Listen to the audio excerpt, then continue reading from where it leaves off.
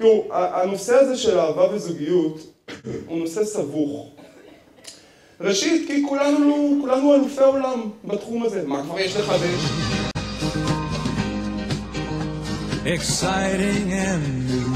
שלא לדבר על זה, שאחת מהתגובות שהיו כאן, טרום ההרצאה, ששמעתי ככה מהקהל, אמרה, נו ונגיד שאפשר כבר לחדש, כן, משהו.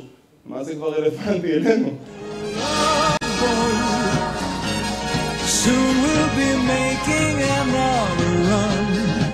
זו אולי מטרתי בהרצאה הזו. קצת לספר לכם, אולי בצורה טיפה יותר מדעית, על אהבה, התאהבות ומה שביניהם, ואחר כך גם להגיד לכם מה אני לוקח מזה לעולמי שלי, וכמובן שאני אשמח שמי שמכם ירצה לקחת משהו לעולמו שלו, נהדר.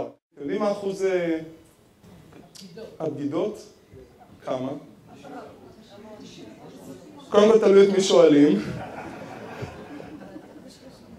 אבל אני אגיד לכם שסדר גודל של, בהערכות שמרניות, מעל 70% מהזוגות, אחד מבני הזוג מדווח שהוא הלך לבקר בקינים אחרים. את יכולה לציין חיסרון אחד שאת מוצאת בבעלך?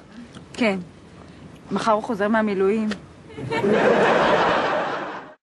יש עדר פילות, מגיע זכר לעדר הפילות, בוחר לו את הנקבה שאיתה הוא רוצה להזדווג.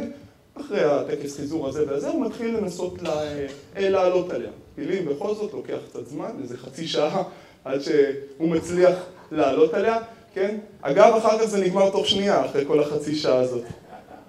אבל מה שמעניין זה שבמשך כל החצי שעה הזו, עומד כל עדר הפילות מסביב, מי שראה פעם כזה דבר, מעודד! מעודד! קדימה אתה יכול! כשנאסא, האסטרונאוטים שלה טסו לחלל, היא נתקלה בבעיה חמורה. איך עושים פיפי בחלל? ונאסא שואלת עצמה מה לעשות, והיא מחליטה להשתמש בסוג של קתטר כזה. או אם תרצו סוג של קונדום, יושב כמו איזה מין חבק שכזה. אני מציע להם 3 גדלים, small, medium ו-large. אתם יודעים מה קורה? כולם לוקחים את הלארג' והפיפי בורח. עד שבא איזה יהודי, עם רעיון טוב. הוא אומר, חבר'ה, תראו, אני מציע, במקום לקרוא לזה small, medium ו-large, שימו לב עכשיו, אני מאוד רציני עם האמירה הזאת, כי בעיניי עמוקה מאוד, לקרוא לזה large, extra large ו-extra extra large. וכשקוראים לזה large, extra large ו-extra extra large, פתאום אנשים יכולים להרשות לעצמם, אמרת מקודם אף אחד לא לוקח את השמאל, אנשים יכולים להרשות לעצמם לקחת לארג', הכל בסדר, אני לארג', והפיפי לא בורח.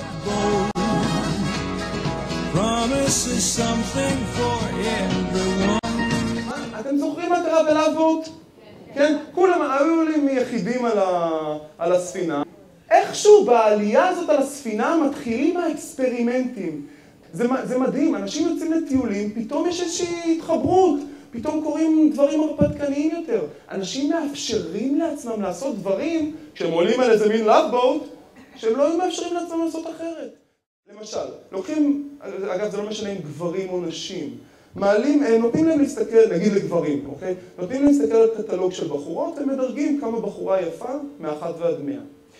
עכשיו, לוקחים ומעלים אותם על אופני כושר. הם עושים פעילות פיזית, נותנים להם שוב להסתכל על קטלוג של הבחורות, הציונים משתנים לחלוטין. תבינו מה אני בעצם בא ואומר. אני אומר שאני יכול לגרום לאשתי לראות טוב יותר, תוך רגע, בלי שהיא תצטרך לעשות דבר. אתם יודעים, מצאו מדריך, מימי רומא העתיקה, מצאו מדריך על איך להתחיל עם בחורות. ומדריך, אחת ההמלצות הייתה, קח אותה לקרב גלדיאטורים. מה? בטח, קח אותה לקרב גלדיאטורים. מה אתה חושב? אחרי שהיא תשב לידך בקרב גלדיאטורים, מה היא תרגיש כלפיך? אחרי שאנחנו פה עם כל הדם והאקשן הזה, היא רק רוצה להיצמד אליך. תגידו לי, אתם מבינים מה קורה? אתם יחד? אתם מבינים שאנשים יכולים לחיות, כן, אין סוף זמן יחד, והם אפילו לא מסונכרנים ברמת מה שהם רוצים אחד מהשני? זה תקשורת הכי בסיסית.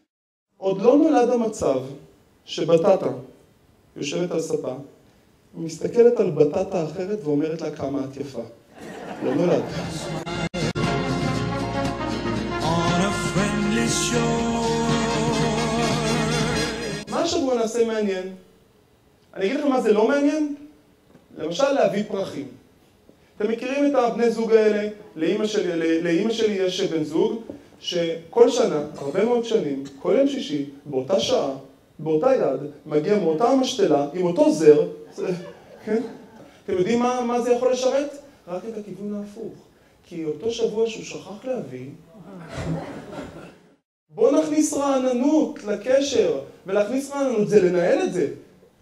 לבד שום דבר לא קורה, לבד אנחנו לא יוצאים מהבית. אני לא יוצא מהבית, אני בטטה, אני אומר לכם אני בטטה. ואני מהבטטות שמצמיחות את הזרועות הירוקות האלה ומשתלות.